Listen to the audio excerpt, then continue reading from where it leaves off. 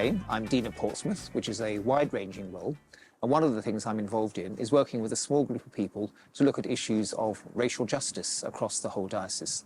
For example, the levels of participation of people from a global majority heritage background in every aspect of our life, including in leadership positions. We also want to encourage participation in annual events such as Racial Justice Sunday, which happens every February, and Black History Month, which is in October. And it's because of this year's Black History Month that I've come to Southsea, to the home of Marie Costa, who leads something called Portsmouth Black History Project, and she'll tell us a bit more about that. And as her guest, we're also going to meet Vida Newton, who's a long-standing member of the church community at St Mary's Fratton.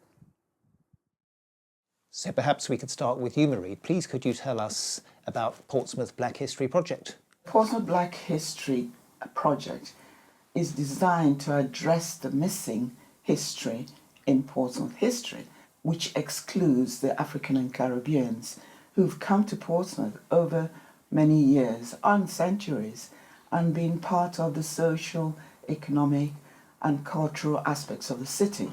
Some of them came to Southampton, to Liverpool or to London, and then came to Portsmouth. And they were here because they were invited to come and help rebuild devastated cities of Britain after the Second World War.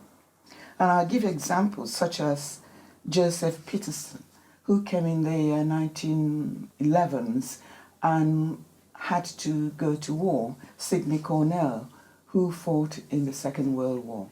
Someone like Lindbergh de la Pena, who was the first black football player for Portsmouth, and I believe he was the first Jamaican to play in the FA Cup. Someone like Jack Francis, who was transported from Africa by West Indies and who was one of the divers on Mary Rose in the 16th century. We also have someone like Olade Equiano, who was a slave, who eventually made good because he became an author and an anti-slavery leader. What we really need to do is to bring out the hidden history of Portsmouth, document it, record it, so that school children will see that we have contributed positive things to Portsmouth City Council, to the city and the surrounding areas.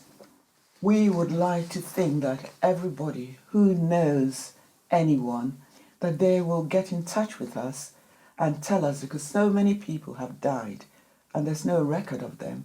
We'd like to research and find those people, because we want to produce a book that can be used in all the schools in Portsmouth and be in the library. So Marie, you've mentioned a book, but do I understand that there also will be an exhibition as part of the project?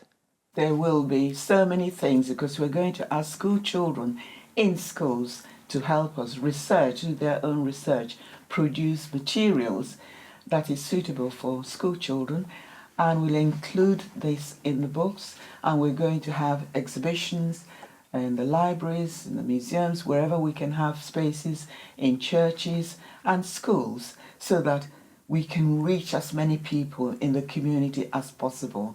So Portsmouth Black History Project is about bringing to light previously untold stories, which is a good opportunity to move on to speak to Vida Newton.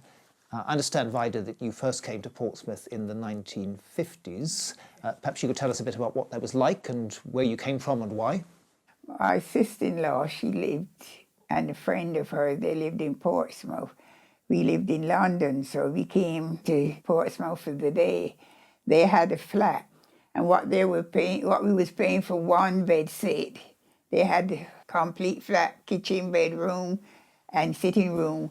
My husband decided he was going to Portsmouth, and he lived near the sea in Barbados, so Portsmouth with the seaside was just great for him, so we decided to move. So Vida, what was it like for your children going to school in Portsmouth? How did they find that? My children was the only black children in the school at the time when they went to school. What was that like, and how were you welcomed? It was a girl, I would say she was about 3, 4, and this little girl, we were sitting on a bench, and my son and this other lady's son was kicking a ball, and this little girl walked along and she stopped and she said to me, "I don't like you." And I said, why don't you like me? I haven't done you anything. She said, because you're black. My dad said he don't like black, so she hated you, so she just repeated. My 2 children and another 2 children from Seychelles or somewhere. There were only 4 black children in the whole school. And I went there to fight their corners. I think that's where I got my voice, because I was normally a rather shy person, but to tackle someone in authority wasn't in my nature. But gradually you grow more in confidence. Anybody trouble your kids, you soon find a voice. Thank you so much to Marie and Vida for all that you've shared today. I've really appreciated the time to talk like this. And perhaps to say to those who are watching this video, if you would like to know more about Portsmouth Black History Project and perhaps to contribute, do get in touch with Marie. And when the materials come out in due course, do use them both in your church and perhaps in your local church school. And if there are members of the African Caribbean community in your congregation, how about finding ways of enabling them to tell their stories of what it's been like to be part of your church, to be part of the Portsmouth or wider Diocese of Portsmouth community over the years? These stories are so important, they really need to be treasured and not go unsaid. Thank you so much.